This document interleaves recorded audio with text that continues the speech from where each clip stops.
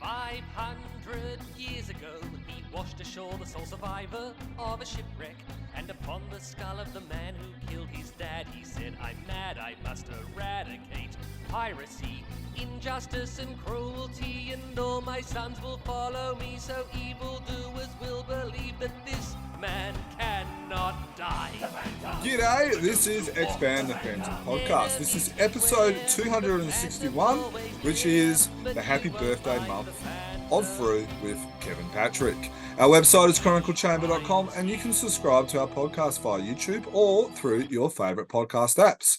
Do not forget to give us a rating on your podcast app and tell a mate about us. As I said, this is episode 261, where we continue the celebrations of Frew's 75th birthday. Today, we will be chatting with Kevin Patrick, who is probably the most educated expert on all things Frew. So there's a great opportunity to have him on. And tonight I am joined by Dan. How are you, mate?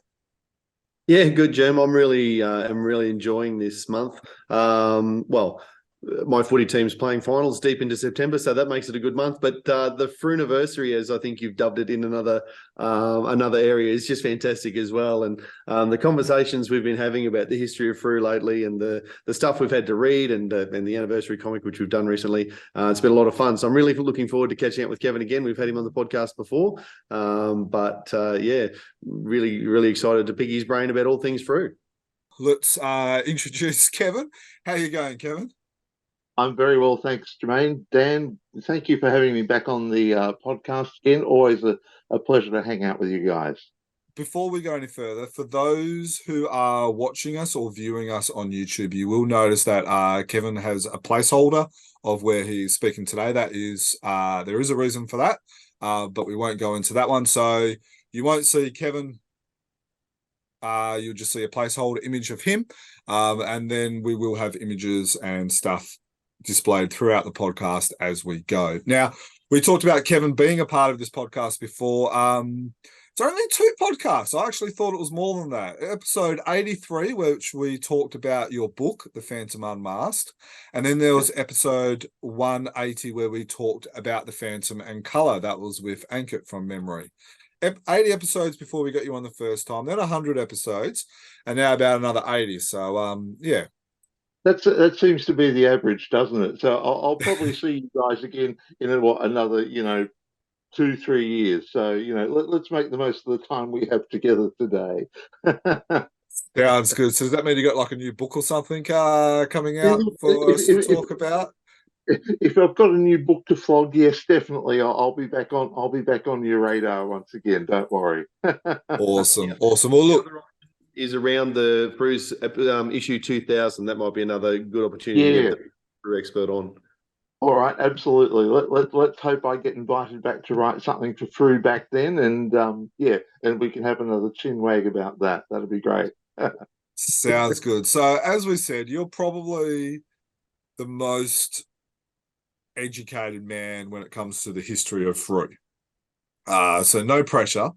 So that's one of the reasons why we wanted to get you on. We want really celebrate Frew. We've reviewed the comic, and now we're going to talk to you. So, Dan, do you have any questions about the article that Kevin kind of wrote? Yeah, and it is worth acknowledging. We've referred to the 75th anniversary book. Kevin Patrick has contributed a article in the back for those who are not aware, and it's fantastic reading. I guess in terms of a comment straight up, Kevin, just congratulations on the way it's come together. It's really extensive, and having just done a modicum of looking into it when we had a chat with Peter Chapman recently through Graham Cliff's book Sunset and Sunbeams, you've captured everything in that, and then well and truly more, with what is a pretty comprehensive story of Frew. Just congratulations on the article first and foremost.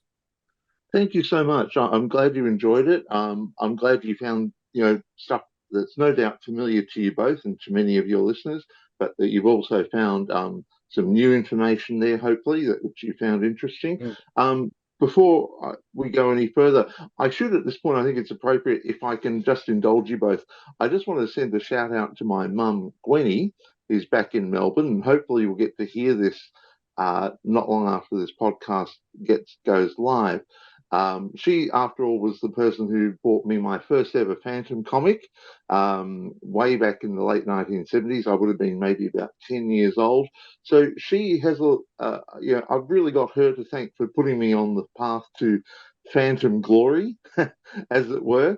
A lifelong interest in the Phantom, which culminated in the book, The Phantom Unmasked, and ultimately led me to being invited to write the article for the 75th anniversary edition of Frew's Phantom comics. So a big shout out to my mum.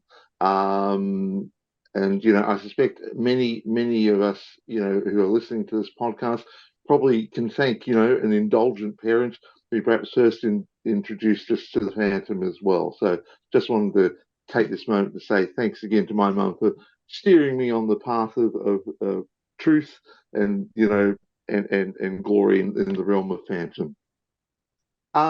Look, I was just going to pick up the point Dan was making.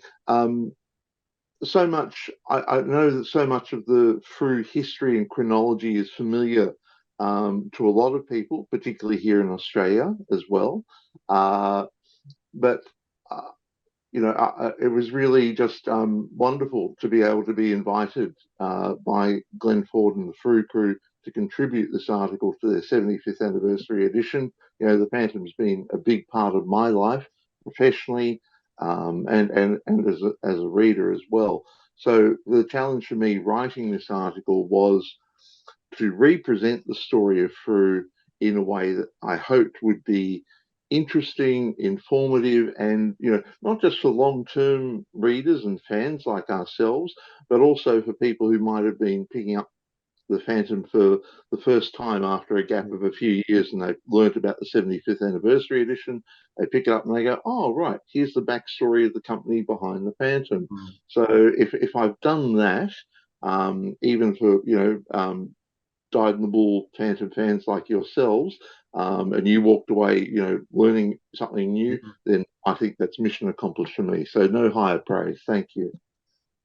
No, it's definitely the case, and I do think that the way you've written it is entertaining enough for people who have more of a passing interest, as you say, to stay engaged and hopefully get an appreciation for Frew's place, not just in the world of the Phantom fans who appreciate the longevity and the number of stories of the comic, but more importantly, or not more importantly, but just as importantly, Frew's place in Australian comic book publishing history, and the way you've gone through all of the other titles from the 1950s, in particular, I think is really instructive for people. Thank you. Yeah, what I think is significant about Frew's 75th anniversary is not just the longevity of the Phantom title itself, but the company is really our last surviving link to that era of Australian comics publishing, when it's probably hard especially for younger readers now, to appreciate just how popular comic books were in the pre-television era. And Frew was certainly among the largest and most successful Australian comic book publishers at the time. I think by the early to mid 1950s, Australians were, consuming something like 60 million comic books per year. At a time when our population had not yet even reached 9 million people. It's testimony to just how popular comic books were in the pre-TV era, and just how ubiquitous they were. I mean, you could go into a newsagent or a bookstore and the shelves would literally be groaning under the weight of, upwards of 100 different titles every month. And Frew was certainly, one of the leaders of the pack at that time. That's some staggering statistics, really, when you think about it proportionally. But no Netflix and no computer games, I suppose, no internet. Yeah, exactly. So really, when you think about it, the sort of choices of media entertainment that people had back then, they would go to the cinema perhaps once a week. They would see feature films and cartoons. They'd also get newsreels, which was like the equivalent of, television news bulletins. Radio was ubiquitous. Like most homes would have had a radio, and they would have listened to radio serials, news programs, light entertainment. And then there was reading, and there was, cheap escapist reading like picture magazines, comic books, cheap paperback novels, and that was it. So it wasn't like it is today where we literally carry media around with us, on our smartphones and that sort of thing. So, comic books were that kind of print transition between cinema and television. And for that decade before TV came into being in Australia, they really, did hold the public imagination in a way that is very hard to grasp now. Mm. That was the thing that stood out for me, was just the amount of comics that Frew had produced. Like, I knew maybe about 20, 30, and I knew, I knew they did romance comics, and I knew they did other ones and stuff like that. But when you go through the index, there's heaps. And the thing that interested me was you wrote that this index is not complete, and there quite possibly is, a wider range of comics. Since you've now put that down on paper, has any comic series that you've missed been brought to your attention? Look, just to clarify, I wrote the feature article, but I didn't compile the accompanying index. I'm not sure who compiled that. I presume that was done internally at Frew. And I think, and they did, I think, very wisely put a disclaimer at the beginning of the checklist to say, look, so much of Frew's own publishing records, have been lost in time. So it's very difficult to say with 100% certainty for any collector, any historian, to say this is the entire list of Frew publications output in the history of the company, because it's complicated by the fact that Frew also operated under various business trading names during the course of its history, particularly throughout the 1950s and into the 1960s. So, what was the reason for that? Look, I can only speculate about the reasons for that. Some of it might have had been, advantageous for financial or taxation reasons, perhaps, to operate under a number of business names. Other times, this will tie into an issue of censorship, which I hope we can get to discuss as well.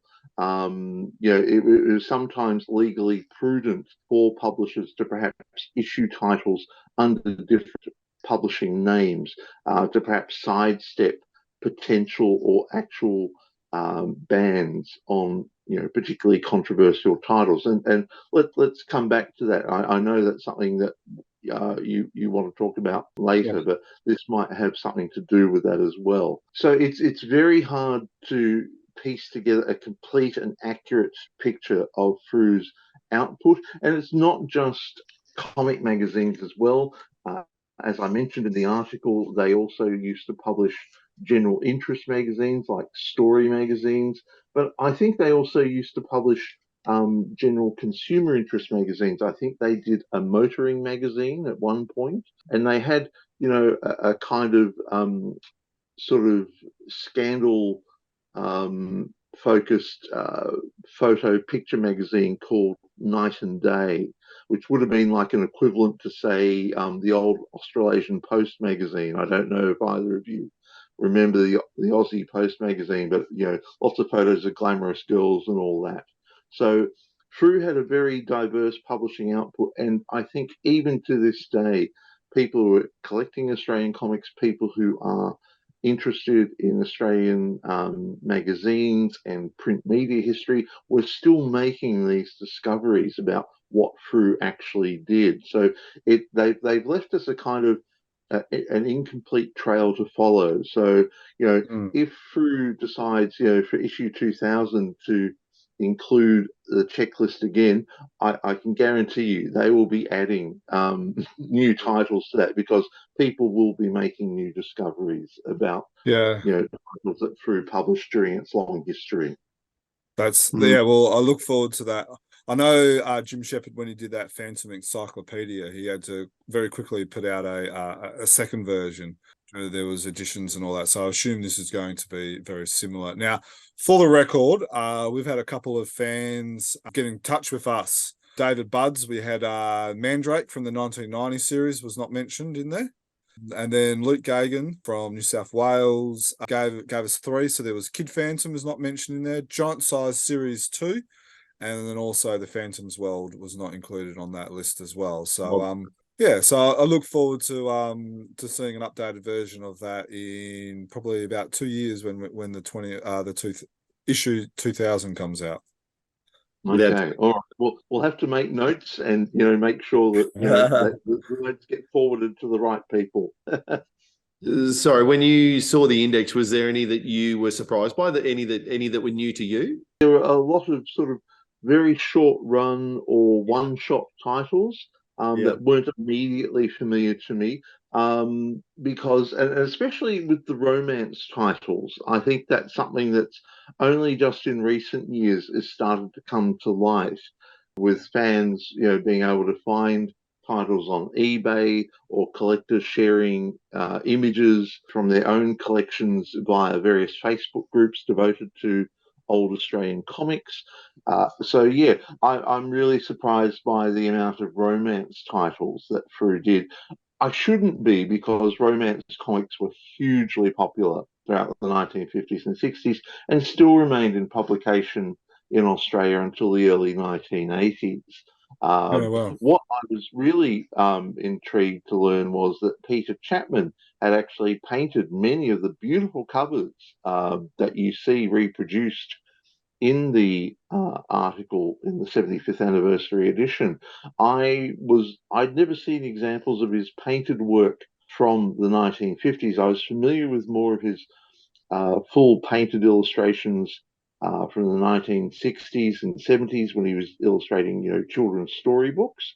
But those 1950s covers were really quite a revelation, just beautiful to look at. But in many respects, what Frew was doing in terms of the diversity of output, I think, like a lot of Australian publishers at the time, it was like, the pasta test, just flick pasta against the wall, see if it sticks to the wall. If it's done, it's good.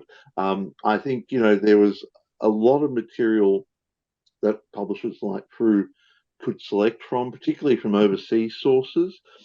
There was a company in New York called Transworld Features Syndicate, which was the international sales agent for many American comic book publishers, and they would have been responsible for making a lot of American comic material available to Australian publishers. So they would send, bromides or photostats or film strip negatives of the completed artwork, which Australian publishers would then use to assemble and print locally. So I think Frew, in that regards, like a lot of publishers, took a kind of scattergun approach. Okay, let's see if this title works. Okay, that didn't work. Let's pull that from the shelf. Let's try this title. If Westerns are hot, we'll try a Western title. If teen comedy titles are hot, we'll try a teen comedy title. So you see a lot of that constant experimentation happening there. And that's evident through the output that's documented in the checklist.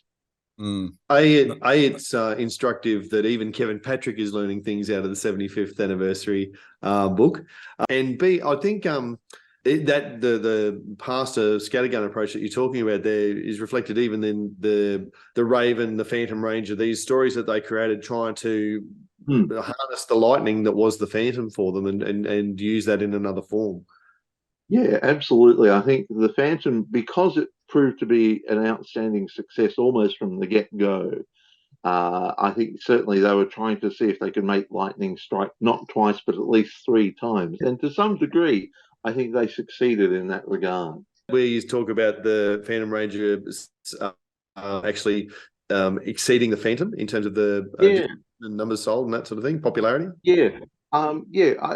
Again, it's probably something that a lot of younger readers may not be aware of, but back in the late 1940s and early 1950s, Western comics, Western movies, Western themed novels, starring American cowboys and all that, were hugely popular, especially after World War II. I remember reading an article published in the early 50s in an Australian newspaper. They were talking about this revival of Western interest, particularly in what they used to call, what we call country and Western music now, they call hillbilly music back then. And they said it was a kind of a return to a sort of pre-industrial world, where the world was still wide, it was unexplored. There was a sort of romantic appeal to the American West, which really took hold. Movies, in popular literature, and especially in comics. So Frew, like many Australian publishers, really did well when they turned their attention to producing a cowboy-themed hero. Indeed, some of the most popular and long-lasting Australian-drawn comics from the 1950s were, in fact, Western comics. So, I think Frew was very, very fortunate that Jeff Wilkinson came along with this idea of the Phantom Ranger, and they capitalized on that to great effect. You mentioned radio serials amongst all of the media that was available at the time. The Phantom Ranger had a radio serial. Was Frew actually involved in that, or did they just get a kickback, or a commission cost, if you like? I'm not a businessman. I don't know the term, but were they actually involved in the production? Was Jeff Wilkinson involved in that? To my knowledge, no. Jeff didn't mention the time I exchanged. I conducted an email interview with Jeff many years ago. We never actually spoke. This would have been before the era of Skype or Zoom meetings or anything like that. He didn't mention any involvement in that. I would be surprised if Frew had any direct involvement in the production of the radio serial. They would have simply licensed the character to the radio production house that did that, and presumably received some sort of financial compensation for that, whether it was like a fee per episode produced, or whether it was some sort of percentage of revenues that the production house received from radio networks. I'm not entirely sure, but they certainly did capitalize on the radio serial by promoting it on the cover of the comic book as well, especially as it migrated from Sydney, and I think it went through most of the eastern seaboard radio stations would have carried it. I think it went to South Australia as well. So it had all nearly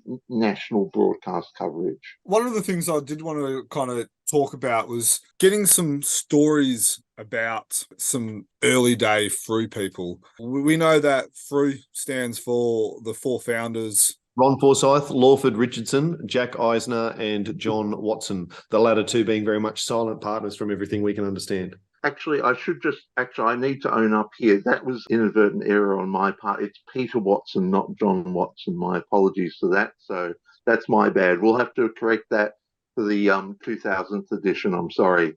Oh, well, I was actually just reading that off Wikipedia, so I'll have to, Phantom Wiki, I should say. So that needs to be corrected there as well. Yeah, that's right. So you had Ron Forsyth, Lawford Jim Richardson, Jack Eisen, and Peter Watson. Now, doing some research ahead of today's interview, there's things that I've started also pieced together since having written the book, The Phantom Unmasked, a few years ago. It's interesting, the sort of interconnectedness between the four founders here. Now, Ron Forsyth, before he helped launch Frew Publications, was an advertising manager for the Sunday Telegraph, which was owned by Frank Packer's Consolidated Press.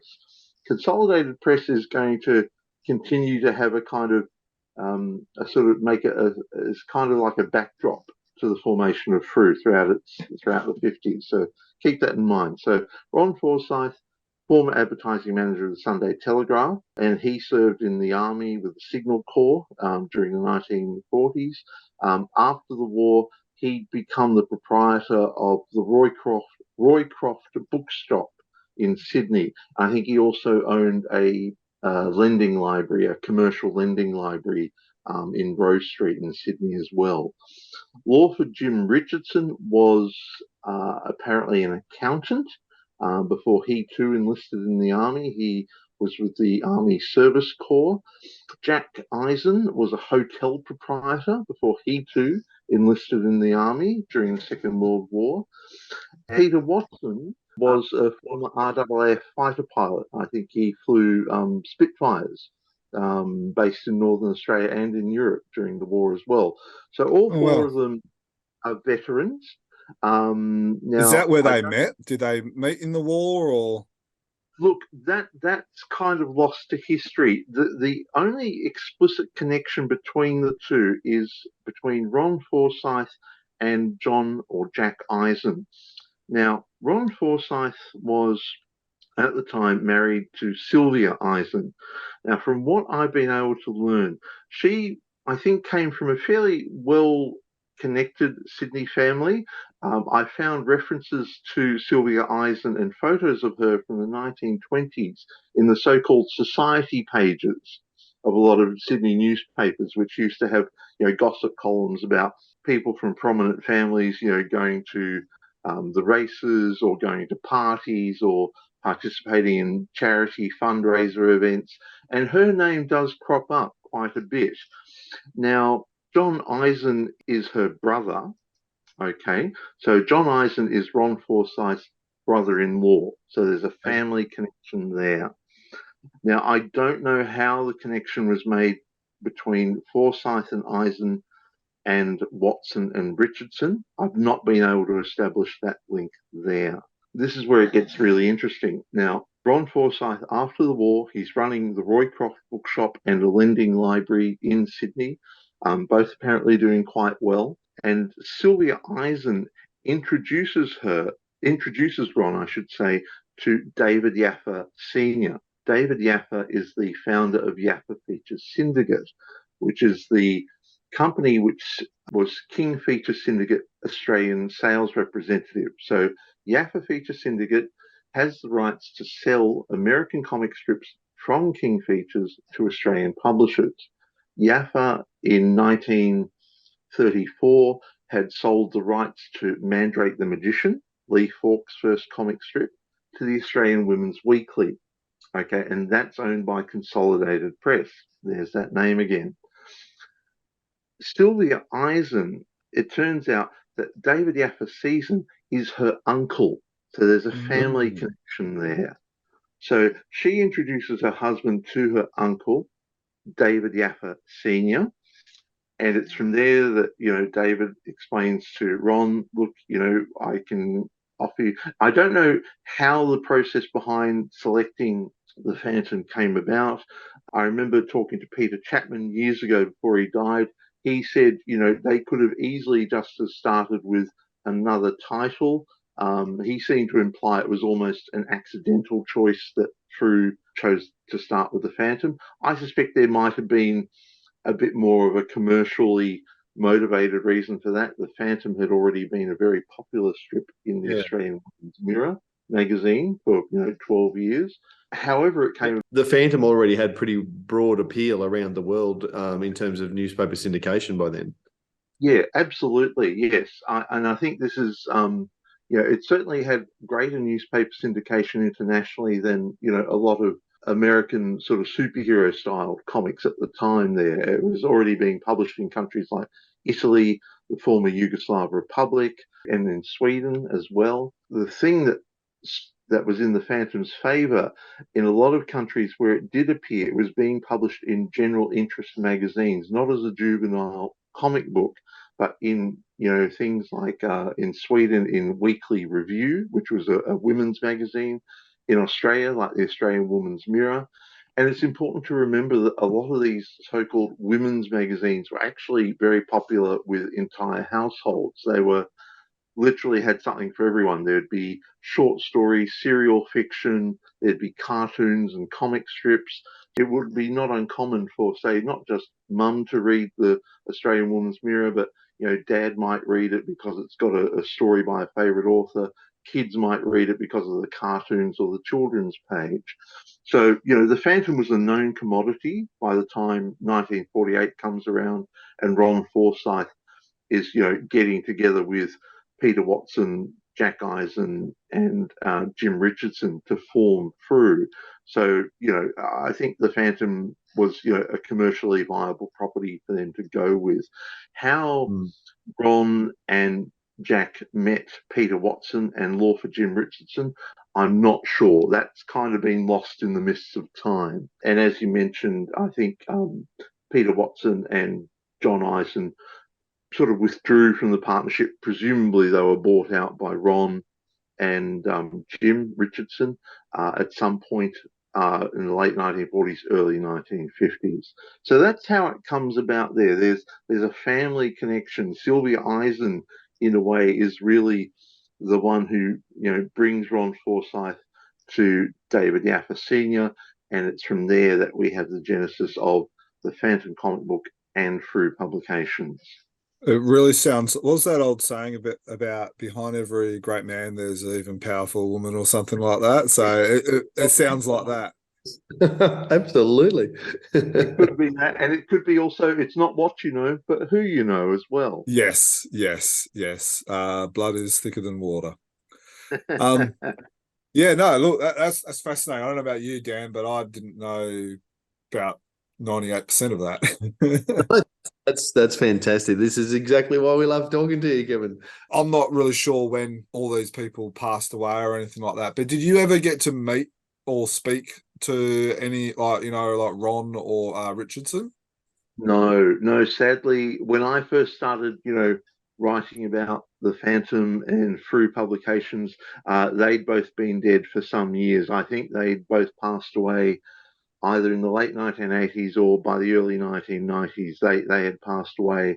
And by that time, I think Jim Shepard had a half share in the company. And I think he bought out the remaining share from Ron Forsyth's son, if I remember correctly, and then assumed control of the company, total control of the company by the early 1990s. So my only connection with Frew, the company, has been through Jim Shepard. Unfortunately, I never got the chance to meet Ron or Jim Richardson. And you haven't spoken to anyone in the family either?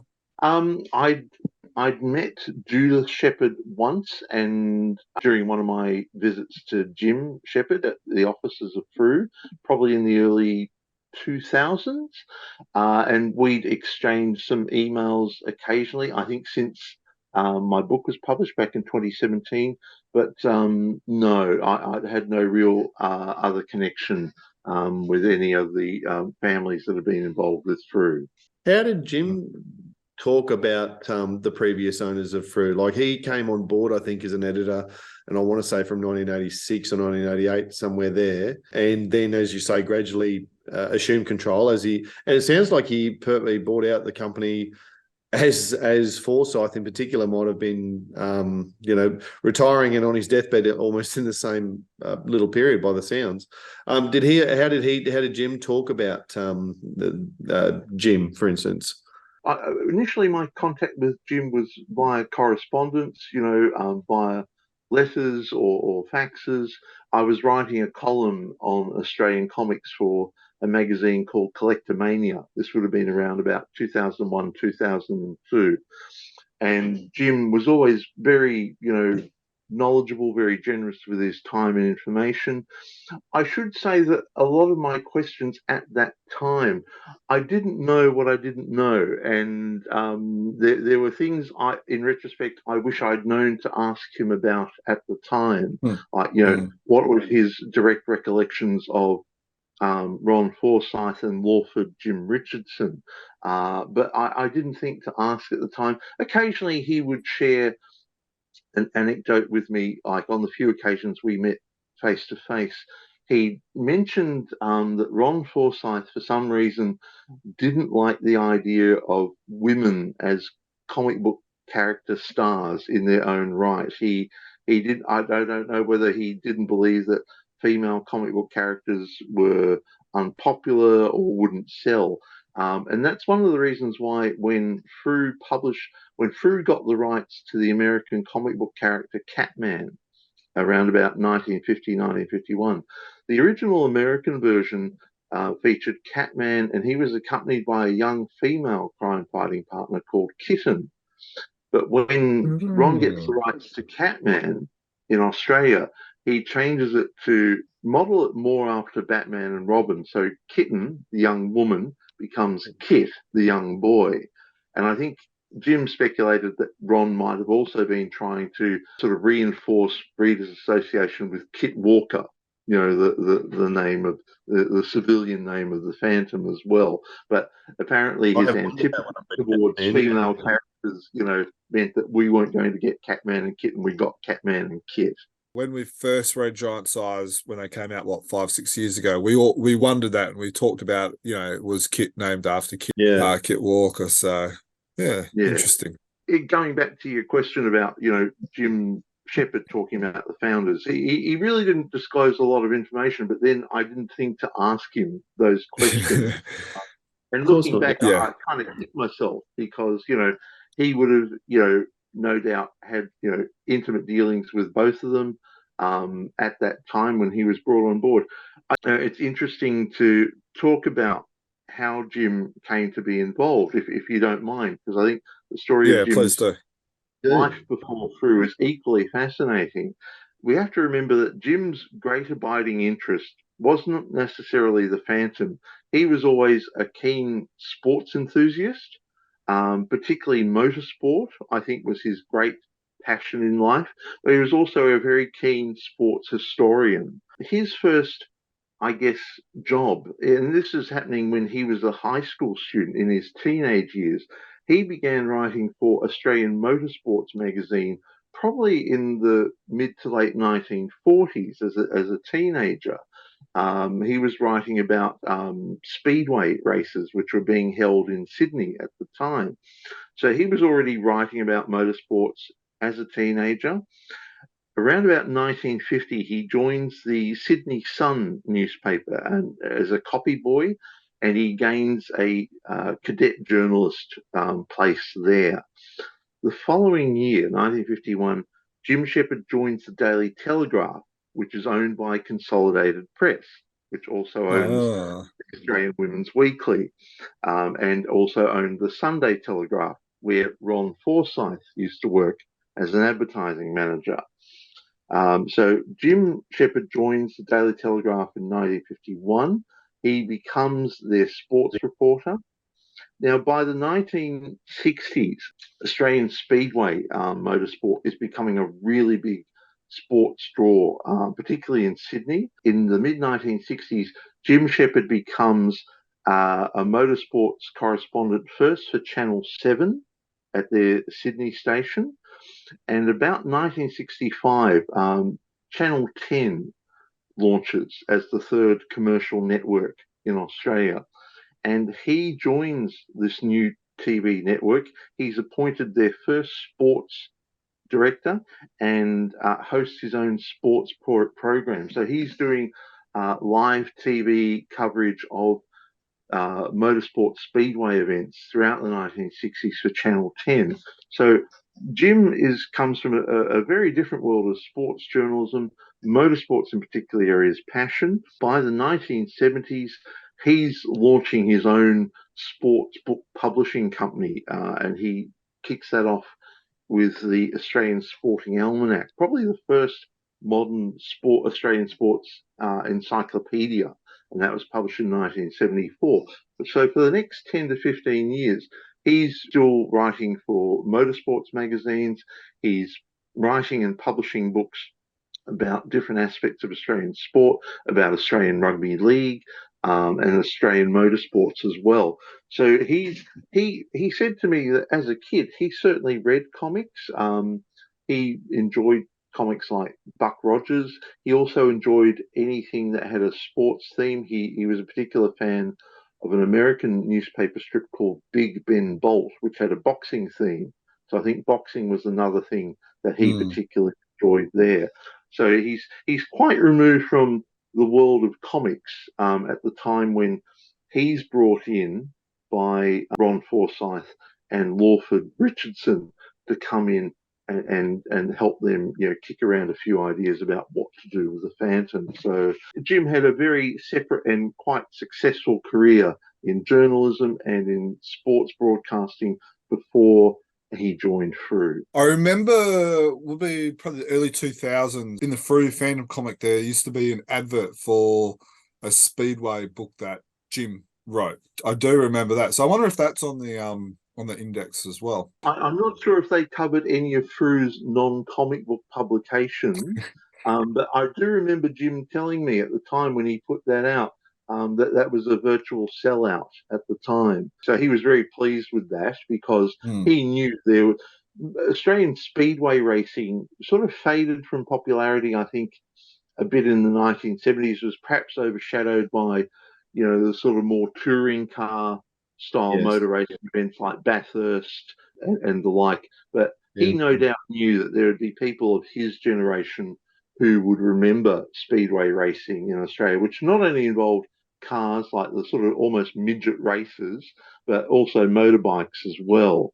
And he was very pleased with the sales for that Australian Speedway book. He was really quite proud of that. Was it self-published by Frew, or was he the author and it got published by a different company? No, it's published by Frew. I guess it's good to be the king. You can publish whatever Yeah, you want. absolutely. And I think also I remember Jim saying to me at the time when he published those series of Mandrake, the magician comics in the 90s, he confessed to me that that was a case of his heart overruling his head. He thought that Mandrake had been such a hugely popular comic strip. It was a big draw card for the Australian Women's Weekly magazine for many years. He thought that he could make lightning strike twice and revive interest in Mandrake, but he said that the sales figures didn't justify continuing it. He thought that the sort of interest in Mandrake just simply wasn't there in the same way that it was with the Phantom. That was, one of his sort of abiding regrets. But like I say, when you're the publisher, you can experiment with that, and he was continuing that kind of experimentation that Frew was doing back in the 50s as well. Obviously, we're not going to be able to, cover absolutely everything in a podcast. Do you have any favourite stories about Jim Shepherd that you would like maybe to share with us? I'm happy to share my general impression of Jim. I only met him, I think, maybe 2 times, and the last time I met him was probably a year before his death in 2013. It gives me a shock to realise that it's been, 10 years since he died. My abiding memory of Jim is him, jacket, shirt, and tie, positioned behind his desk. His desk was always covered with papers and stuff, which always impressed me. I think people who have clean, tidy desks are not to be trusted. I think a sticky desk. Preach it to me, Kevin. I've got paper everywhere. Exactly. If you've got a cluttered desk, that's a sign of a productive person. It was a sort of dark panelled office. There's always this fug of cigarette smoke. He was a long-time smoker, obviously. I'd be seated on the opposite side of the desk to him. There'd be a display cabinet of various Phantom memorabilia, foreign editions of comics and all that. He is exactly how I envisioned publishing executive would look. He looked the part. We also shared an interest in Australian aviation history. We'd often talk about that. Like he showed me an old newspaper he'd acquired, like it might have been an American newspaper, talking about Charles Kingsford Smith, on the front page making one of his record-breaking long distance flights between Australia and America in the 1930s. And I suspect his interest in aviation history gave him the basis for that story he wrote, The Search for Byron, because that's tied into the disappearance of Charles Kingsford Smith as well. So, there's probably a lot more about Jim Shepherd I didn't think to ask about. There's layers to the man I will never know, but he had a wide interest in a lot of things, very generous with his time. I had nothing but really good, positive dealings with him.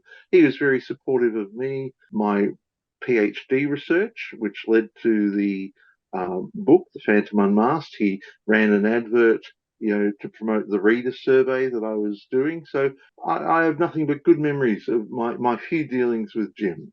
So I'm just trying to think of some historic people that have had a lot to do with Frew that maybe you can provide a bit of an insight. What about like Tom Hughes? Tom Hughes. Now, okay, I've been able to find out very little about Tom Hughes. Now, as far as I can tell, his earliest involvement with Frew dates back to about 1956. He's credited with designing the original Frew logo. Ah. I believe he was an art director for the Australian Woman's Weekly, again published by Consolidated Press, same company that Ron Forsyth worked for But before it's World like War the II. publishing mafia. Yeah, very much. This is the thing. I'm always coming across these interconnections between these people, and there was a lot of interconnection between the different publishers in Sydney, which is really the centre for comic book publishing in Australia throughout the 1940s and 1950s. There are a few publishers active in Melbourne and one in Adelaide, but Sydney was really the place to be. It's also worth noting, we talk about these connections and synergies. David Yaffa Sr., who died in 1949, I think, 1947, 1949, he also owned Rotary Colour Print, which was a printing press which also printed the Phantom comic for many years and did a lot of printing for many Australian comic book publishers at the time. So anyway, sorry, I'm getting sidetracked. Tommy Hughes. Now, as far as I know, that's his earliest involvement with Frew. Was he there from the start? I honestly don't know. But he was an art director for the Australian Women's Weekly. From what I gather, from what Peter Chapman told me once, he was one of Frew's regular artists in the 1950s. I think Tommy was also working for the Australian Women's Weekly and Frew as a kind of side hustle at the time. So he was an art director for Frew. He'd help lay out the issues, paste up artwork, sort of share those duties, I think, with Peter Chapman as well. Peter Chapman, aside from drawing the Shadow and the Phantom Ranger, was also doing a lot of in-house production work for Frew as well. But the extent of Tommy Hughes's contribution to Phantom covers throughout the 1960s and 1970s and 1980s, up until the point where he, I think, retired about 1988, that's open to conjecture. I know a lot of entries on the Phantom Wiki cite Tommy Hughes as a cover artist on many of those Frew covers, but I think it's probably more accurate to say he's an art director. He may have drawn some of those covers. I honestly don't know. Again, that's something I wish I'd thought to ask Jim Shepherd about. But, you can tell with a lot of Frew covers at the time, they've redrawn full color illustrations from some of the Gold Key Phantom covers. They've redone them as line drawings for Australia. They've also cropped and repurposed Cy Barry's artwork heavily throughout the 1960s and 70s. Now, whether Tommy Hughes drew some of the backgrounds on those covers, that's open to speculation. The style of the artwork is very different, isn't it? It is, and it goes through some noticeable changes throughout the 1960s and 70s before, Jim Shepherd takes the helm and starts, appointing people like Keith Chatto, Glenn Ford, and Tessa to take over, and Antonio Lemos. The cover styles do vary in style quite a bit. You can tell in some instances they've used an image taken from one of the Swedish Fantomen stories. They've used an image of the Phantom, but someone's drawn, say, the opposing figure, like of the bad guy or the pirate being punched or shot at. That's probably been drawn by a local illustrator. Was that Tommy Hughes? I don't know. There's so much variation there. I suspect there's probably a lot of unknown freelance artists who perhaps contributed to those cover designs. Again, lost in the mists of time, I'm afraid. It's just, it's fascinating thinking and coming to the realization that Tommy Hughes did not do, the 500-600 covers. He's probably, only a quarter or a half of, if that. Yeah, he may have contributed elements of it. He may have done backgrounds. He may have added sound effects or something like that. But yeah, I'd be very surprised if he actually drew a lot of the covers that are attributed to him. At the end of the day now, I mean, it's going to be impossible to ever know, isn't it? Because those records are well and truly lost, and all of the people who may or may not have drawn one cover, drawn half of 16 covers or whatever, are all lost to us, unfortunately. Yeah. You mentioned Tessa there. The Tessa was the pen name for Terry Wellesby, I think. Have you got any intel on him and his story?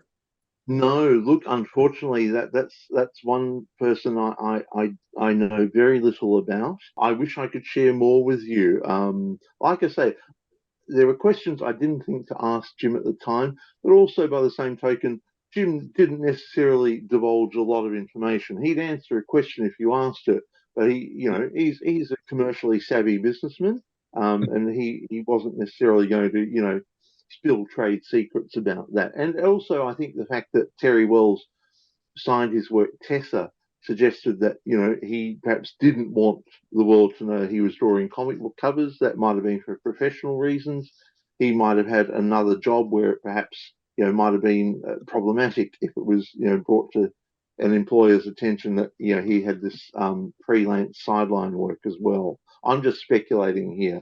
I honestly don't know the answer to that question. I wish I did. If there's any listeners out there and you do know any information about it, please contact us, chroniclechamber@gmail.com.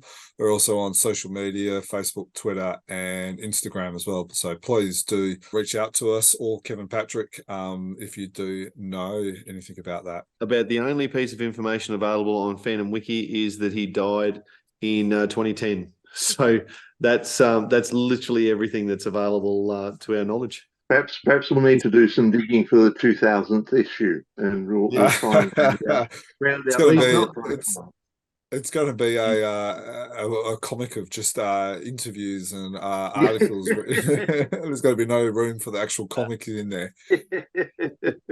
Are there any other stories of people involved over the past 75 years that of actual people before we go into some specific questions that are interesting or worth maybe quickly telling us about? There's one person perhaps we should talk about, and I think this will segue into a broader discussion about the history of Frew.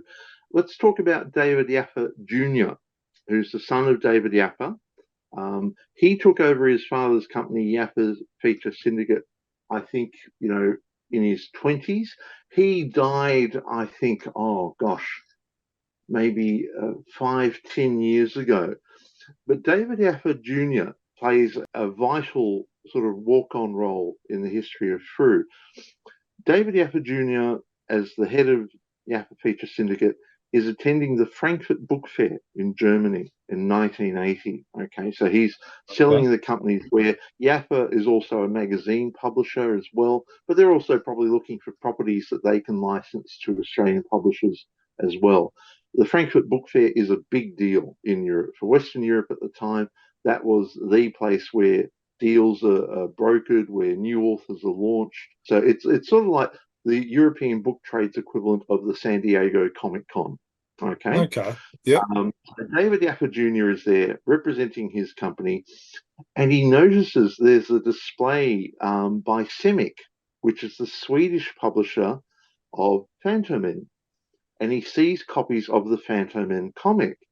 He goes over there, he's looking through this. This is completely new to him. So remember, this is 1980, pre-internet, pre-email, fax is very limited. So it's very easy for companies operating in different countries to be completely unaware that they're involved in similar activities. So David Yaffa Jr., grabs an armful of these Fantomen comics, brings them back to Australia and shows them to Ron Forsyth and Lawford Richardson and says, look, Sweden's also producing these new Phantom comics for the European market.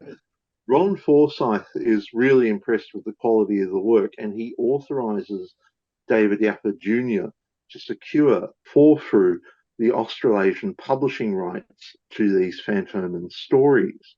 So that's how the Swedish Phantom stories come to be translated in Australia. At the time, you've got to remember, Frew is still reliant on the supply of new Lee Falk written stories from America. Now, typically that means you might only get 2 or 3 new Phantom stories coming from King Feature Syndicate per year. Frew at this time is relying on a schedule of basically recycling Phantom stories every 3 to 5 years, because they sense that most people who read the Phantom will only stay with the comic for about 3 to 5 years. They grow up, they lose interest, and they move away, and they're replaced by newer, younger readers. So they're fairly comfortable with the idea that they can continue recycling old stories because they're always going to reach a new audience. Every year there'll be new readers to replace older ones. That's But interesting. the Fantomen stories give them a new outlet for new stories never before seen in Australia, never previously published in English, Yeah. as well. So this gives them a chance to perhaps modernize or update the Australian edition of the Phantom. And it turns out that Ron Forsyth's daughter-in-law, Astrid Forsyth, was responsible for translating those first Yeah, wow. Fantomen stories into English. It's an unusual combination to be bilingual at that time, Yeah, especially, I would have. the name Astrid certainly sounds Scandinavian, so I'm wondering if she is of Swedish background. Again, I don't know anything else about her, but she was initially responsible, I think, for the first few stories that appeared, I think, in 1981. I think they ran 2 or 3 Fantomen stories in 1981, and then they repeated that in 1983. Now, afterwards, I don't know if she continued translating those stories as Frew came to rely more and more on those European stories, or whether other people were involved in translation. So again, it's a nice bit of family connection there. We keep coming back to Frew being very much a family focused or family centric company. Yeah. Do you know how did Frew interpret the way they were received? Because the business model that you said before actually makes a lot of sense when you stop and think about it in terms of them considering the age of their audience and how quickly they're going to rotate through fans. I can understand where that sentiment might come from. At the time you're talking now, the early 80s, is about when I started reading comic. That's because that was when I could start to read. I was that young. That was about the age as I came into Phantom Comics, and I was also in the Phantom Club. I'm wearing the shirt tonight as it happened. The thing I remember from the newsletters in the Phantom Club was how much they disliked the Swedish stories and the internationals coming in. Do you ever get any sense? Because obviously it's been successful in the long run, but it must have been a bit of a struggle early days for Frew to do that. Look, I know that Brian Henderson, as president of the Phantom Club, yes, you're quite right. He was very vocal in his opposition to the stories. I think he didn't object so much to the quality of the artwork, which I think he admired, but I think he felt that the Swedish creators were taking some liberties with the actual character of the Phantom and Diana Palmer, making them behave in ways that he thought wasn't true to Lee Falk's original interpretation. But it's interesting that Frew, probably sort of tried it, in 1981. It wasn't until, 1983 they try again by reintroducing those stories. Now, that might have been simply because they didn't have access to a lot of translated stories to begin with. That might have been the reason why there was a delay. But they also might have wanted to see what the sales figures were like. And I don't know what the sales figures were like, but the fact that they, gradually increased the frequency of those European stories. And I think also it's interesting that they initially chose a lot of stories from the early 70s period, which of the Swedish Fantomen comic, which I think visually closely resembled, what Cy Barry was doing on the Phantom comic. Jamie Well, Val, yeah, yeah. exactly. Yeah. So a lot of those artists were still hewing very closely to Cy Barry's style. It's only, in the 1990s when we start to see the frequency of Swedish stories, accounting for something like over 80% of Frew's annual output, that we start to see the more radical reinterpretations of the Phantom coming into English translation there. So I think it was very much a case of slowly catchy monkey. Frew is just testing the waters. They'll see what the response is. The fans of the Phantom Club are perhaps vocal critics, but do they necessarily represent the views of the majority of Phantom readers? Yeah. The vocal my minority. the vocal minority, exactly. Who was Whereas, still being sold advertising space on the back cover of the comic too. yeah, exactly right. Yeah. I So get the feeling that they were the vocal minority, and that maybe President Henderson only published the letters that were that agreed with him. yeah, I think yeah, the vocal minority hate change, and we've seen that. We've even seen that Frew iteration where they brought in a bunch of Australian creators, and almost every one of them has copped some criticism from people who are like, "Oh, that's not what I've come to expect from Frew." yeah. Yeah. I think slowly mantra is true, and all of these things we start to love them. And it's Phantom folklore. We'll call it folklore.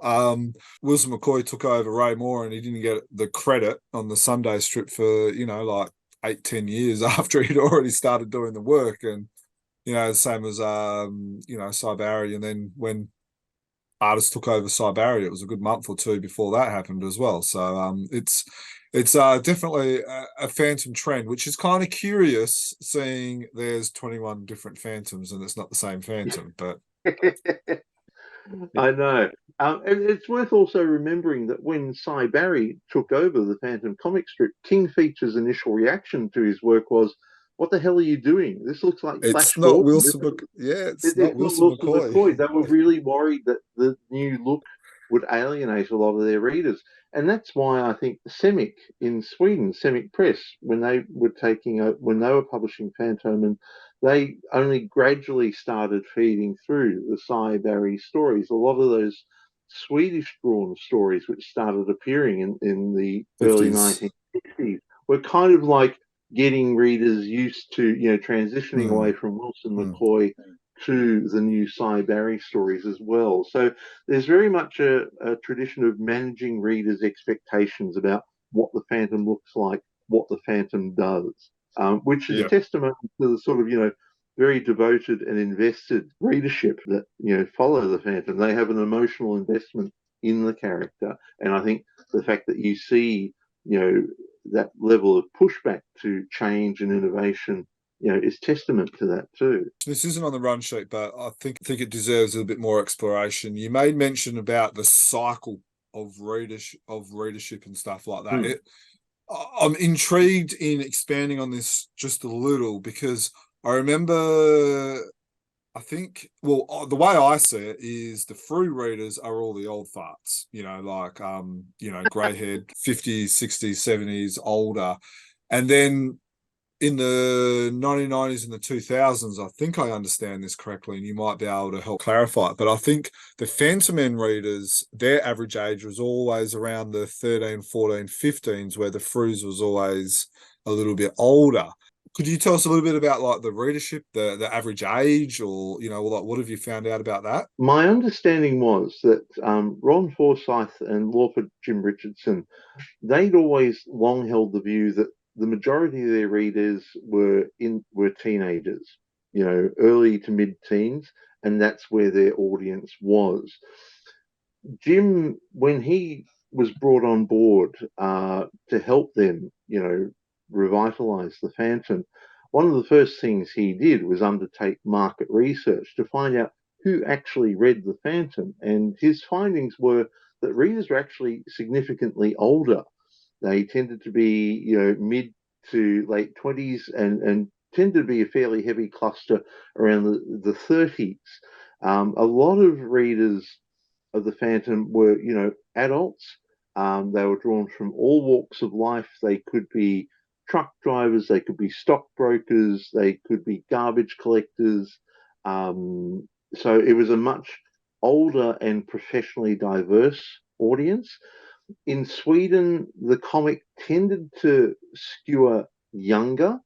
And you have to remember, in Sweden, Fantomen was able to prosper as long as it did because Sweden had very limited television broadcasting. There was maps 2 channels that serviced Sweden throughout much of the 1960s and 70s and into the 80s.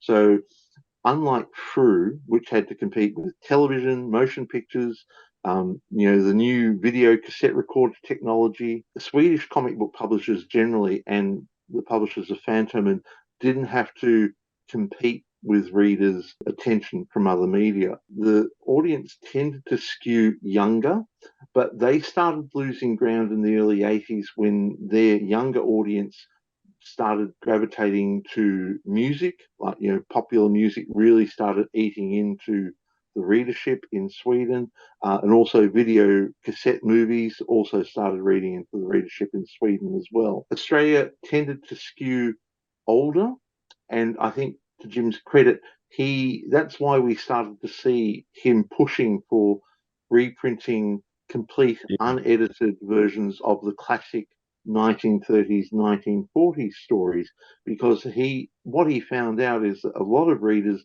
had vivid memories of particular scenes or moments from these classic Falk McCoy stories, and he used that information to commission artists to do new covers that focused on a specific scene from a story, and that's where he thought the growth was. It was in the 30 to 40 age bracket that really where Frew he felt needed to capitalize on, and that's what Jim Shepard did, I think, certainly in the first 5 to 10 years of his tenure at Frew.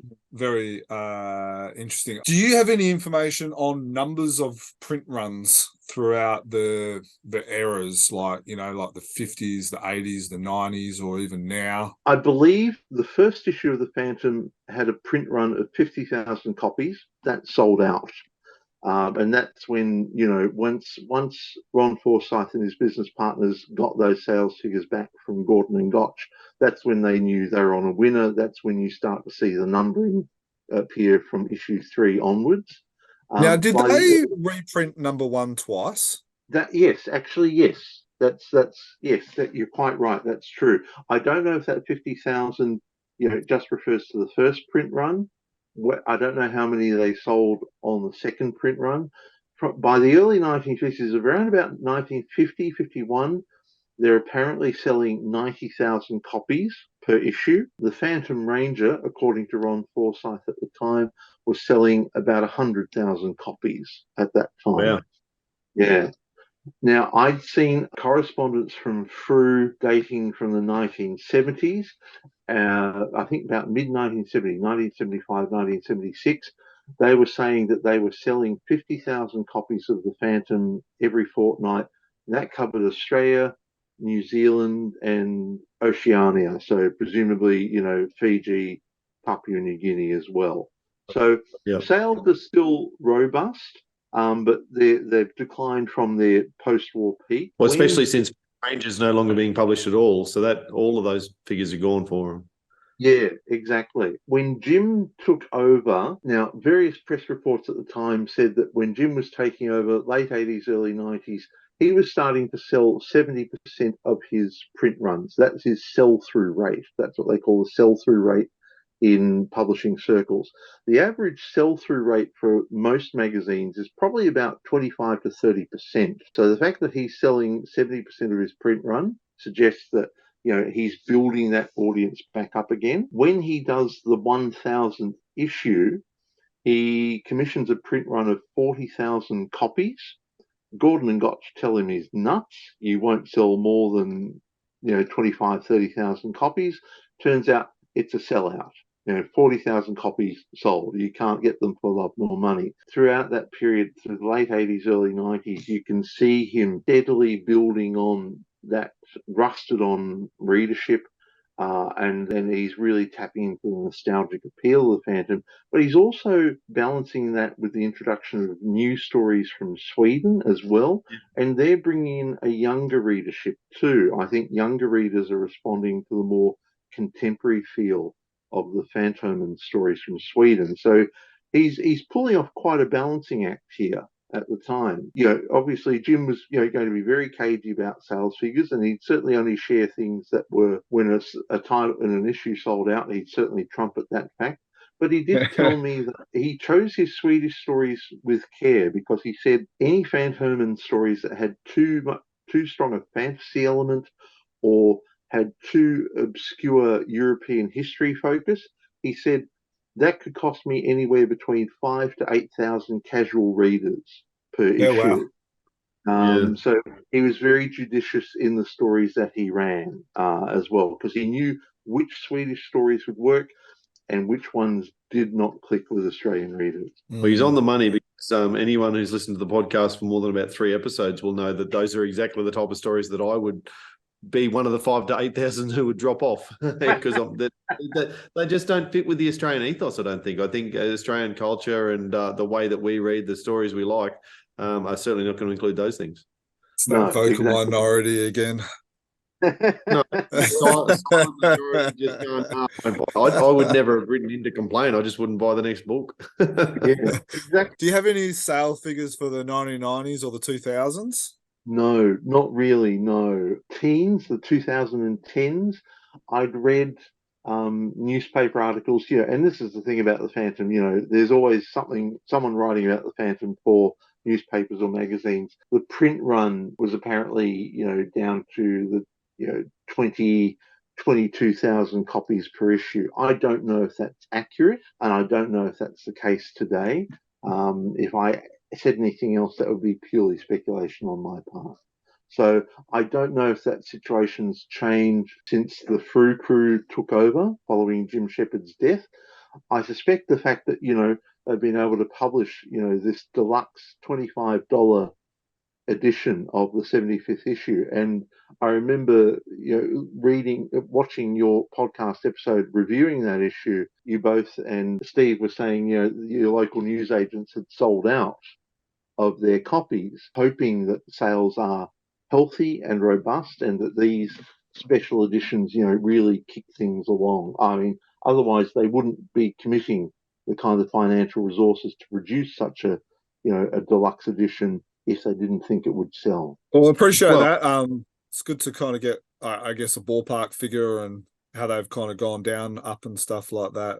Dan, anything you want to add to that? I've got two more questions, then we're going into the hot take. Quick questions. No, I was actually going to segue from that because you said that you were speculating there, but one thing I know that you're not going to speculate about, Kevin, and you dropped it, we mentioned it early in the podcast to come back to, was the idea of censorship, the way that censorship had worked for Frew and the impact that it have. Can we go back to that topic and what is it you want to share there?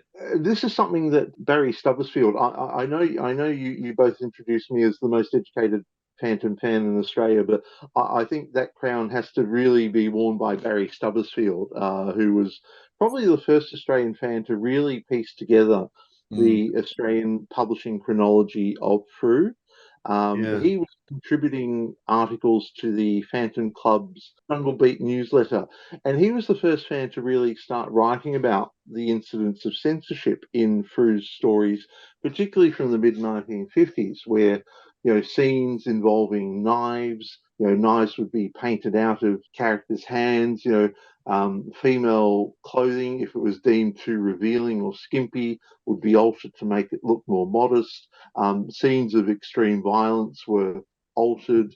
I think there was one scene where Diana's on the altar of a pagan idol, and it's got a big dagger in its hand, and it's about to, stab her, and the dialogue was altered, and the knife was painted out of the statue's hand.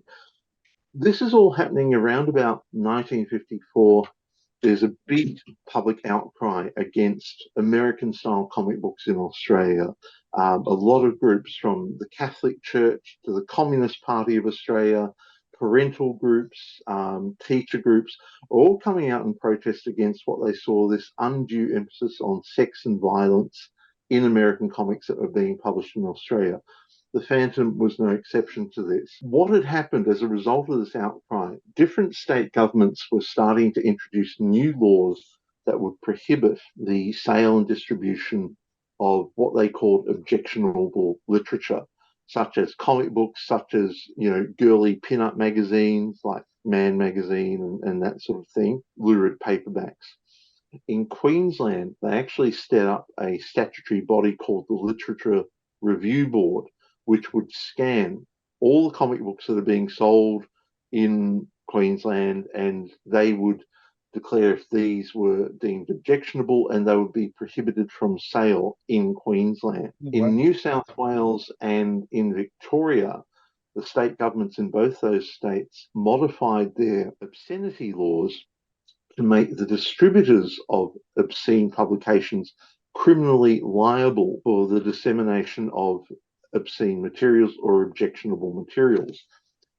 The impact of this means that Gordon and Gotch, which distributed the Phantom throughout Australia and was Australia's largest magazine and book distributor at the time, in order to not be held criminally responsible for circulating obscene material, and in order for their titles not to be banned from sale in Queensland, they actually imposed their own internal censorship department, and publishers who had their magazines distributed through Gotch had to submit in advance copies of their magazines. Gordon and Gotch would pass their censorship lens over them and say, okay, that's acceptable, that's not acceptable, you've got to get rid of that. Otherwise, we won't distribute it in Victoria, New South Wales, or Queensland because we'll get into trouble. So it's particularly from the mid-1950s, perhaps 1954 to the late 1950s, where Frew is actively censoring Phantom stories, not just for reasons of space where they might chop out some panels just to fit a complete story into a 32-page comic, but they might have entire sections redrawn. I remember seeing a mid-1950s printing of the Ray Moore story, The Seahorse, where 2 pages had been completely redrawn by the Australian artist Peter Chapman in order to remove, I think there was a scene where Diana Palmer was being, straddled to go over the barrel of a cannon on a ship's deck, and the Phantom was being lowered into shark-infested waters, and that scene had been completely redrawn by Peter Chapman in order to evade possible prohibition from sale.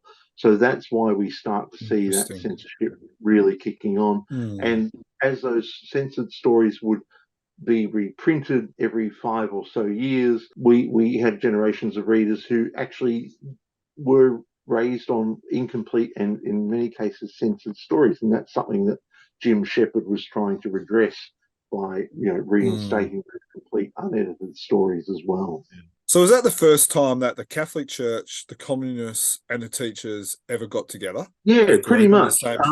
Yeah, they all had different objections. The Catholic Church objected, and not just the Catholic Church, but the Methodist Church as well, other religious groups. They objected particularly to romance comics, which they thought sexually explicit. The Communist Party of Australia objected to American comics largely on the basis that they were American comics. That they fostered a lot of anti-communist propaganda, particularly through the war comics that were being published during the Korean War. And teachers, I think, also objected to them for those reasons, but also for the fact that they weren't real literature. They were stopping children from reading real books. So, yeah, you saw a similar strange alliance occurring in England around the same time as well. So there are lots of parallels. And Australia wasn't alone in this. There was an anti-comics campaign in Sweden at the time, and Fantomen was singled out as a symbol of, vigilante Ku Klux Klan hooded justice by critics over there. So it was a tough time for the Ghost Who Walks back in the 1950s. As an English teacher now, I'd love it if kids would read comics or anything that got them off their screen. It'd be fantastic now. And it does make you want to, I sort of alluded to the generational change and technological change before, what the people who were, legislating and trying to police that level of censorship and what kids could see and couldn't see back in 1954, what they would think about the internet and what's available in kids' these days would be, they'd be rolling over.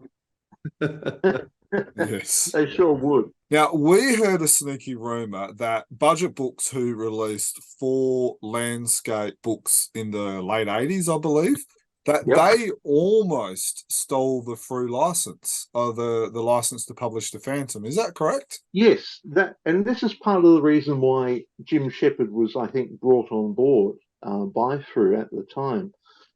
What had happened was the mid to late 1980s, Yaffa Feature Syndicate still held the comic strip syndication rights to the Phantom in Australia.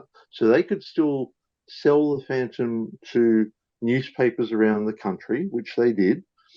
But they had an affiliated company called Yaffa Darlington Licensing.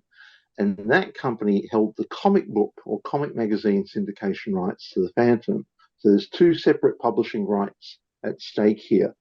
What had happened, I think it was about 1987, Yaffa Darlington Licensing had lost the comic book publishing rights to the Phantom, and they'd been acquired by a man named Fred Gaffney, whose company Gaffney International Licensing is often seen as the father of modern media franchise licensing in Australia. And what Fred Gaffney wanted to do, he wanted to award the Phantom comic book rights to Robert Ungar, who was the founder of Budget Books. Now, Budget Books throughout the 1970s had been very successful in publishing big, sort of cheap paperback collections of newspaper comic strips like Broomhilda, BC, The Wizard of Id.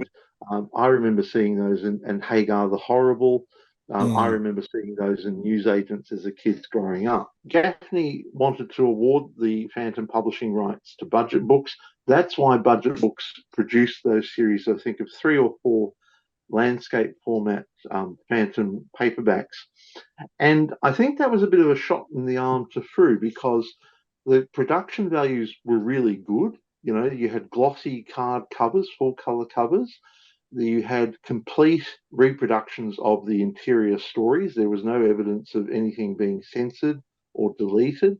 And the printing reproduction was really good as well. So Budget Books was demonstrating that, you know, we can produce a really top quality product here. We can do justice to the Phantom. So I think, and I'm speculating here, but I suspect this is why Ron Forsyth and Lawford Richardson brought Jim Shepard on to help them revitalise the Phantom. It was a defensive manoeuvre against Gaffney International Licensing and Budget Books. We need to be able to show King Feature Syndicate that we still have the resources and the commitment to publish the Phantom. I believe King Feature Syndicate may have been dissatisfied with the quality of Frew's output at the time. And they've done this overseas before. You know, King Features took Charlton Comics to task for the quality of their Phantom comics in the late 60s. Charlton had to change their editorial approach there in order to satisfy King Features. So we're seeing a similar, kind of conflict playing out in Australia. Jim Shepard, of course, as we know, now develops this kind of rescue plan for the Phantom, which he takes to King Features Syndicate and says, look, the publishers at Frew want to bring me on board. These are the changes we want to make. We know that this is what the audience is. This is who we know our audience is. If we do these things, we can win this audience over and, you know, produce a better quality product, you know, something that will, you know, sell for a higher price. It'll be more profitable for everyone concerned. And I think eventually, through Jim's efforts, Frew was able to negotiate a direct licensing deal with King Feature Syndicate. They no longer had to go through Gaffney International Licensing. They just dealt directly with King Features, and that gave Jim the liberty to be able to build on his initial success and, you know, revamp the Phantom in a style that he thought was commercially viable. Very fascinating. Wow. Makes a lot of sense when you say it about, you know, someone else providing a little bit of competition. Suddenly you get a rocket. Yeah, exactly. Yeah, that's right. Good quality books, I can imagine, and cheap. You know, a little bit more expensive than a Frew comic at the time, but the quality was certainly there. Yeah, and they were doing similar things with Mandrake the Magician, Flash Gordon. And Garth, which was a British comic strip, a sort of science fiction fantasy comic strip at the time. Okay, so moving on to our last segment. Now, this is going to be quick fire answers. So between 7 to 10 minutes per answer, is that? No. So these are quick questions. I know that's going to be hard for everyone involved. Okay, so first thing, best thing Frew has ever done. Go. For me, hiring Jim Shepard. You didn't hire Thanks. Jim Shepard, you wouldn't have a Phantom comic today. I think that's fair to say. All right, Dan, anything you want to quickly add? I'll give you a right of I, reply, I but you got was to be going quick. to. I was going to ignore the obvious answer, which was to choose the Phantom as your licensed character in the very first place, and go for the more obscure hiring Jim Shepard. But Kevin's beat me, so I'll go back to getting the Phantom as your licensed character in the first place.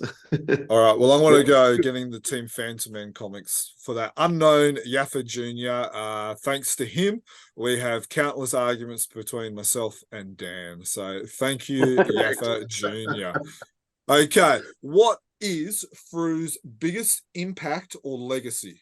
I think survival. I think their legacy is historical because they are a last remaining link with the golden age of Australian comics publishing. I think the fact that they've been able to see off competition from television, video games, video cassette recorders and DVDs, and online media in the space of the last 50 to 70 years. I think that the fact that they've been able to survive and to some degree prosper, I think that's a huge legacy. I agree with that on a broad level. On a personal level, I think the legacy is what you can see behind me. What's not in my bank balance. Without Frew, I wouldn't have this with this purple addiction. And so that's a personal legacy. Broader picture, I think Kevin's absolutely right. All right. What is next for Frew? I think the 75th anniversary edition they've just released, based on what you guys have shared with me very kindly, showing me images from that comic, I think that really points the way of the future for Frew. I think we have to be mindful that there may be a question mark hanging over the US Phantom comic strip, especially if there are fewer newspapers running comic strips. What is the primary outlet for that comic strip? We also have to be aware that things could change in the European and Scandinavian market. You know, Fantomen in Sweden is facing, similar challenges to Frew. Will they be able to continue to be a source of news stories that will appeal to an Australian audience? If not, then does that mean Frew will grow more reliant on commissioning Australian creators, writers, and artists, but also commissioning overseas creators to produce stories that are tailored for the Australian market? I think the 75th anniversary edition could be a bit of a signpost for their future direction. I reckon we will see Frew will actually be the main producer of new Phantom content. Okay, where will Frew be in 5 years' time? Ooh. Well, they'll be up to issue 2077 if my maths is correct. At about 25 issues a year. I think that they'll be trucking along. We'll be at their 80th anniversary. We'll have had issue number 2000. The Phantom in 5 years' time will almost be 100 years old. So I think we'll be gearing up for another mini renaissance. That's my prediction. I think you're right. I think the celebrations will be huge. I think the one thing that is in Frew's favour, we talked about how in the 1990s, Jim Shepard is appealing to older fans, but also trying to bring in younger fans who are liking the more gritty contemporary Swedish stories. Those new younger fans in the 90s, they're now, middle-aged now. They're Careful. Careful. I'm speaking as an old codger, so I'm one of those middle-aged people. I haven't quite come to myself that I'm middle-aged. I'm closer to getting a senior's card than you are, mate. So don't worry about it.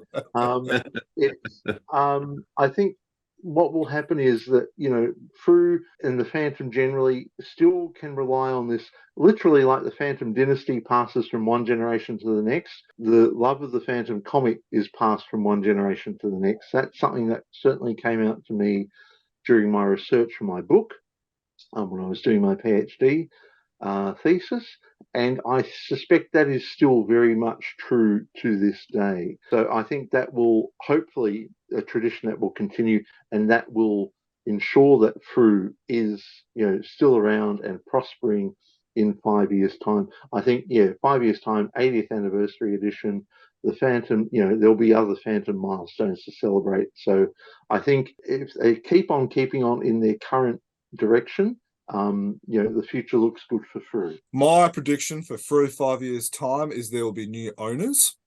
Renee and Glenn will have passed that legacy onto the next generation, and it will be someone our age, like mine and Dan's age. They will be publishing comics not just for Australia, but also for other countries. So it won't just be an Australian comic. There will be a multi-country comic that will be published, and that we will see 2 lines of the comic. We will see news stories, and then we will see the traditional older newspaper stories. So that's where I think Frew will be in 5 years' time. You're going to own it, and you've got a plan.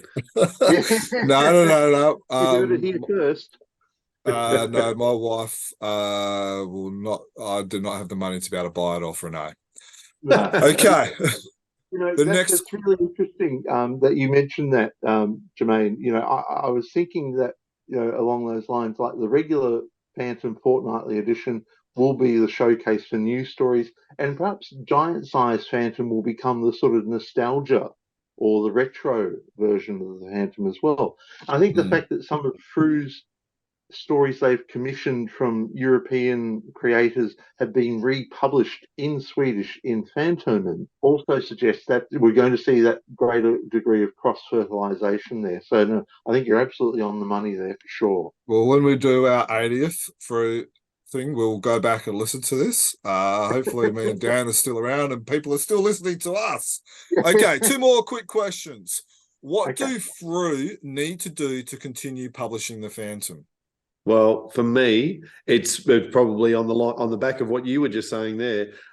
They need to get the next set of owners need to be someone who have the sort of plans that you were talking about there before. I don't know about a transitional plan or anything, because at the end of the day, the current owners will come to the end of their lifespan with the company, not the lifespan, with the company, and sell on to the next mob. And it needs to be that in terms of the company Frew continuing to publish the Phantom, there needs to be the right owners come along for the next phase. And I think Frew's already starting to do this. I think we'll see one thing I would like to see Frew do, and I think could be beneficial for their future survival, is a greater focus on spin-off titles. We've already seen that with, say, the Phantom's World, which is a kind of showcase of older European and South American stories being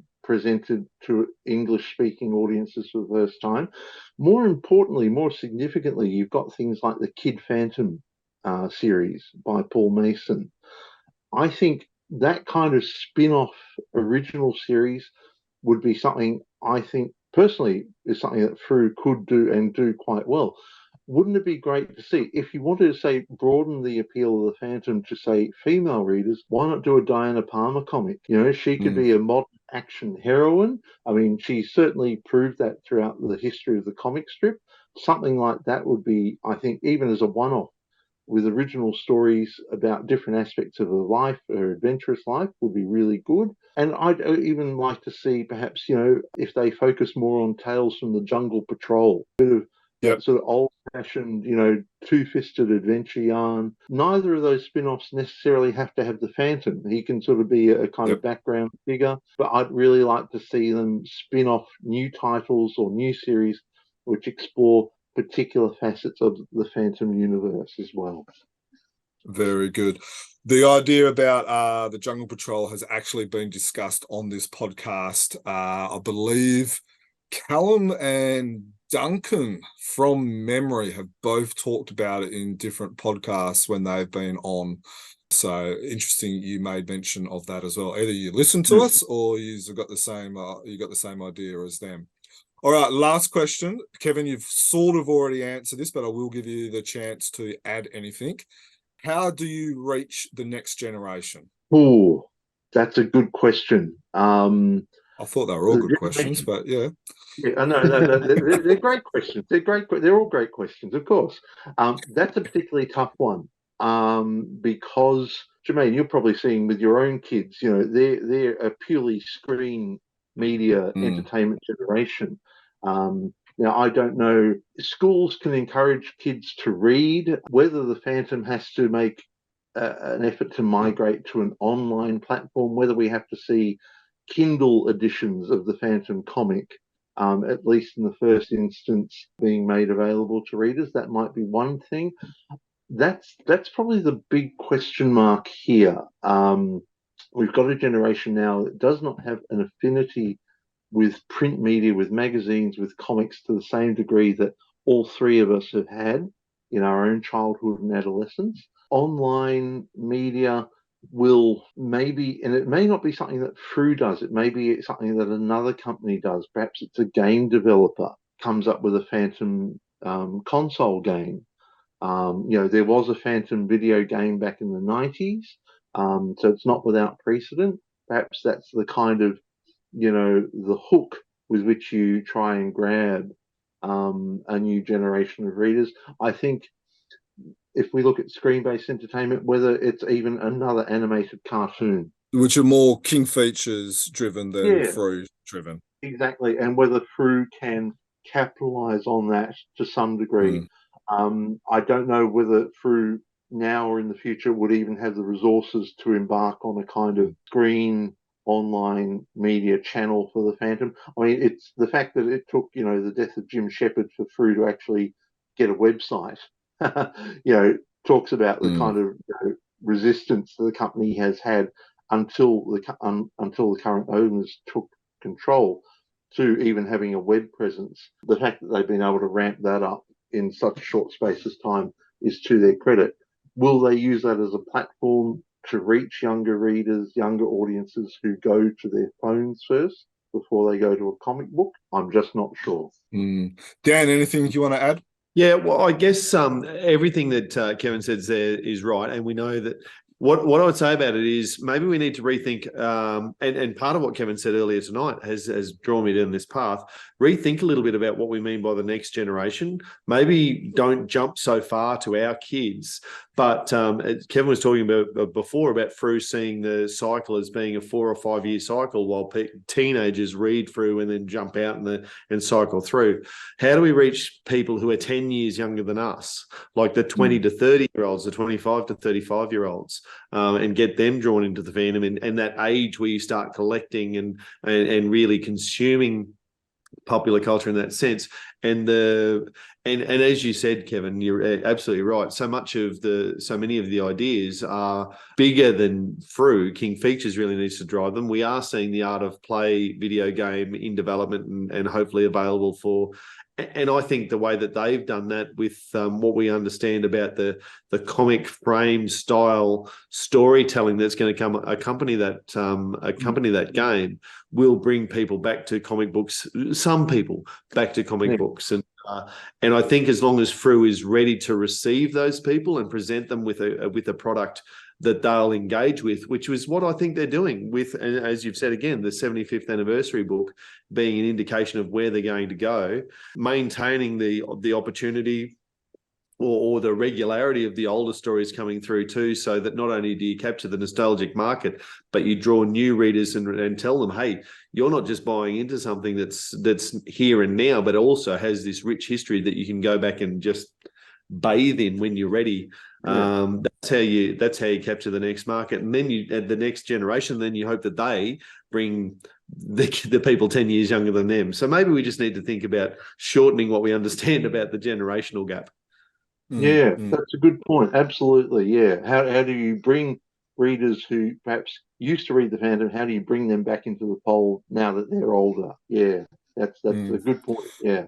I've got two stories that have both happened probably in the last couple of weeks. First one is I had my annual pest treatment, and the guy has to, go throughout the whole house and all that. And he's probably, Dan, you're our age. And he comes in the Phantom room, and then he spends the next 5-10 minutes talking with me about how he used to read the Phantom as a kid. I gave him a bundle of, comics, probably about, I gave him a whole heap of comics to go and read. And when we talk about the next generation, there's my kids, there's in between, but there's also our age who are now getting back into the art of collecting as well. So I think there's that.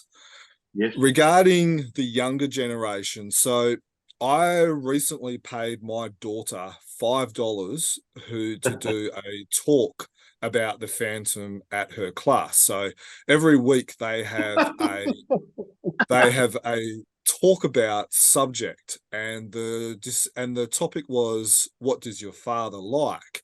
Now, it was going to be something boring and mundane, which every other kid was going to do.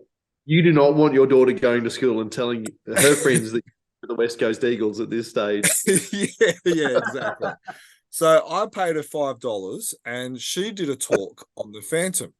Now, what was actually interesting is what I did is I gave her a bundle of Kid Phantom comics which had the pins, and then I gave them a bunch of cards, trading cards, bookmarks, stickers, just doubles that are sitting in my collection that aren't, you're just gathering dust. And spoke to the teacher, who's actually a friend of ours, a family friend, and she said it was the best and most well-received talk about subject that she has seen for a number of years, with the kids being engaged, asking questions, and actually wanting to get their hands on the comic, the stickers, the bookmarks, and et cetera, et cetera. Now, I've got kids that are within the age of 5 to 8, 9. Scholastic Book Week, and Dan, you've got kids that are recently in that as well, and Book Week. That is huge in my school, and I'm sure it's huge in other schools as well. Something that Frew could actually do is, how do you get their graphic novels, their trade paperbacks, this type of stuff, their comics, into the schools? That is something that I think they could do to reach the next generation. Yeah, that Scholastic Book Club, it comes around, I don't know, once a term. This is perhaps a uniquely Australian thing. So for international readers or listeners, it's a catalogue that comes to schools. Kids get given it, they take it home to parents. You order books that then you can get delivered to school and purchase. So if Frew could get a title or two into that catalogue so that it's going home to every family, you're right. That could be a way where a number of kids suddenly are having Phantom graphic novels or trade paperbacks, or Kid Phantom in particular, delivered to the home. I think we might have even talked about this when Kid Phantom was around. So, yeah, that's a really good idea, actually. Yeah, that's a captive audience there. So yeah, that'd be something. I hope Frew at some point, if they haven't already considered it, would look into that. That's a really good idea. Thank you, listeners. Now we will have these questions up on social media, on our notes, on our YouTube. So please comment, give us your opinions on the hot seat questions. There were 6 of them. Best thing Frew has ever done. What is their biggest impact legacy? What is next for Frew?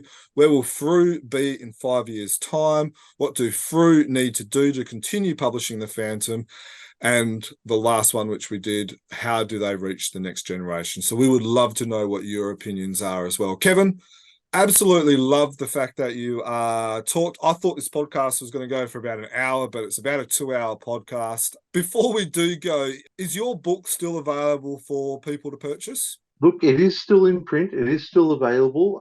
I think probably the easiest way at the moment is going through online book retailers. Though there may be, I don't want to say anything yet, there may be an opportunity where the book will be available through a local distributor here in Australia. If that does happen, I'll certainly let you know. Up until now, my publisher, University of Iowa Press, has had very limited exposure in Australia. It's not been a traditional market for them. So I'm hoping there might be a new local outlet for my book, which will make it easier for people to purchase. But watch this space, as they say. And in the meantime, we'll have a link on our show notes where people can actually go and purchase a book, because not only do you touch about Australia, you also touch about India and Sweden. While I've got the window pinned on me to show people a copy of The Phantom Unmasked, that's what you're looking for when you go and Google it or search in online bookstores. It's a fantastic read. It's so well researched, and I think anyone who's listened to Kevin speak today have just a bit of an inkling of the level of detail that's in the book. So thank you so much, Kevin, for sharing some time with us and sharing your wisdom. I've learned heaps about Frew that I didn't know before. I feel like I thought I knew Frew, but you've given me so much more to think about. So thank you so much for your time. It's always great to have a chat with you guys. Thanks for inviting me again. I'm sure we'll have an opportunity to do this again, if not before the 80th anniversary of Frew. It's always a pleasure. Thank you. Thanks for joining us. So listeners, if you have any ideas of creators you would like to see interviewed or re-interviewed, or topics, please contact us. Our website is chroniclechamber.com. Our email is chroniclechamber@gmail.com. I hope your fans enjoy that. We want to hear your thoughts, feedback, and opinions on our social media platforms or over at our YouTube channel. We do give out random prizes to other people that comment on social media or YouTube. So if you have an opinion, you agree or you disagree, make sure you let us know. Happy Fantoming and happy Frewnersary all. Happy Fantoming, everyone. Thanks for joining us. Happy Fantoming, everyone.